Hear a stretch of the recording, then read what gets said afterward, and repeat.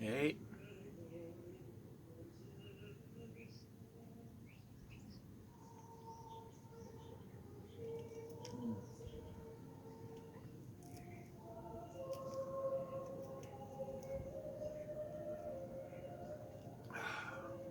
the devotionals of William Byrd, a great Renaissance choir master and choral composer.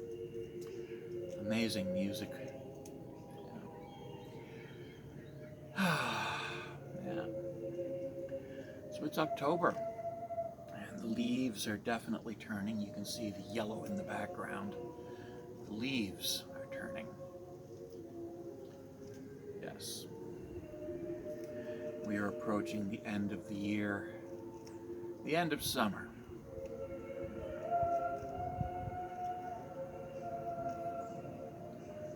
Oh,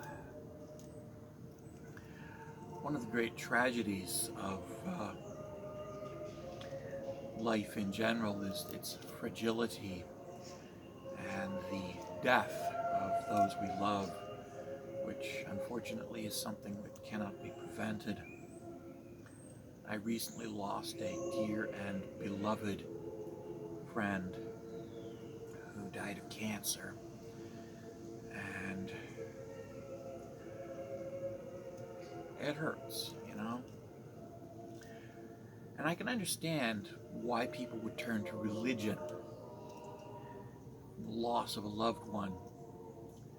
I can understand why people would turn to the dream that this person isn't really gone. They're not really gone forever. There's some way that I can spend time with them, some way that I can communicate with them, and in some way they are watching me. And this has led to ancestor cults. It has led to the entirety of the shamanic tradition. It has led to the big three of the Judeo-Christian Islamic complex, this desire to see our departed loved ones again, to be able to once more communicate with the people that we love and cherish. And that is something that drives people to turn to religion. It is also what causes religion. The desire to be reunited with the people we love who have died without us. And I think part of it is survivor guilt. Why did this person die? Did they deserve to die? I don't see that they deserve to die. As if death were some sort of a punishment. Which it isn't. It's just something that happens. But the people who don't understand biology, who don't understand the human life cycle, the mammalian life cycle, or the animal life cycle, or any life cycle, people who don't understand these things, kind of sneeze building up. For people who don't understand these things, it would seem like some kind of act of cruel, capricious punishment, meted out either to the departed loved one or to ourselves as survivors.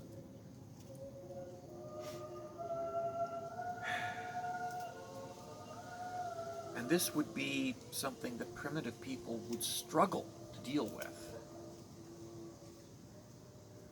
And so religion was invented to ease the pain of loss and of mourning and of grief.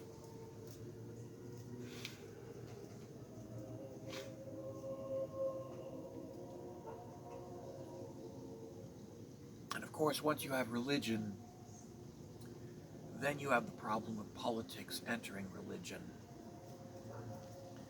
And you have preachers making money off religion. And yeah, that's when everything goes to hell in religion.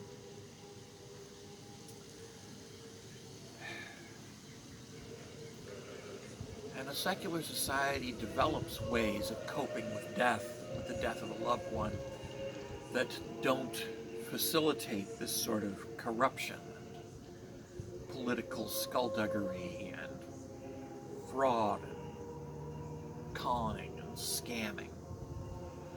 Secular society does develop these things, but it takes time.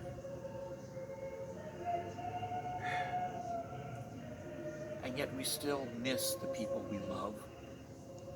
We still grieve for the people we love.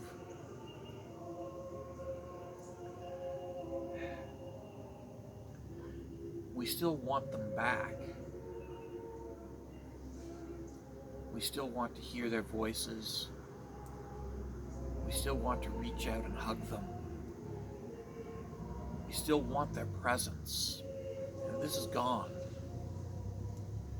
This beloved presence is gone from us, and we must struggle to continue without it. And so we continue, we persevere. But we do so alone, without this person that we loved and still love, this person we cherished and still cherish.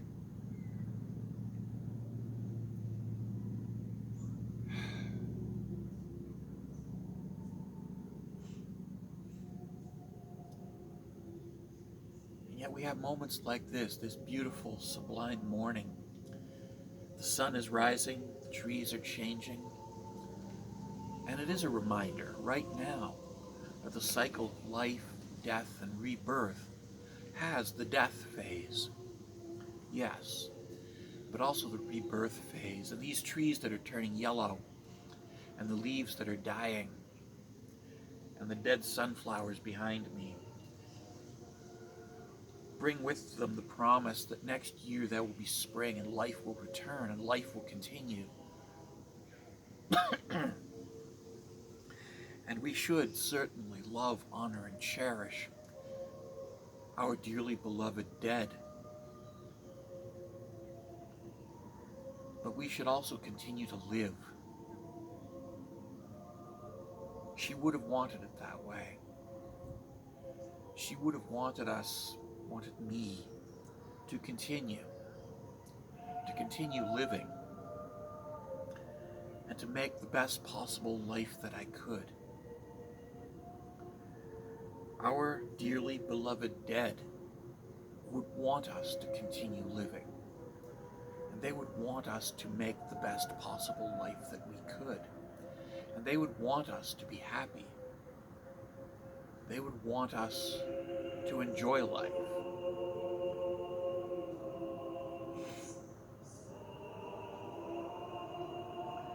They would want us to eat the cheesecake, to sleep with the beautiful stranger,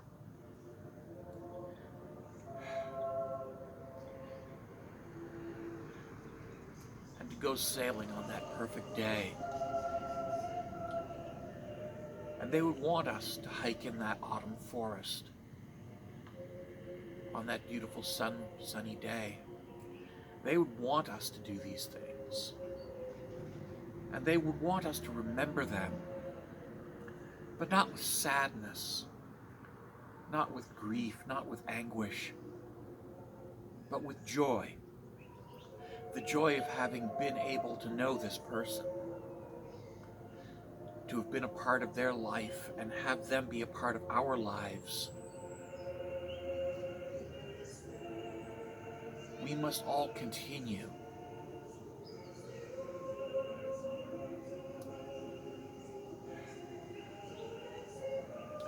and we must continue to live life and to celebrate every moment that we have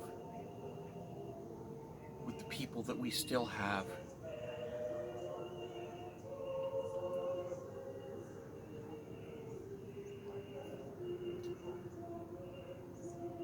Death is a natural part of life,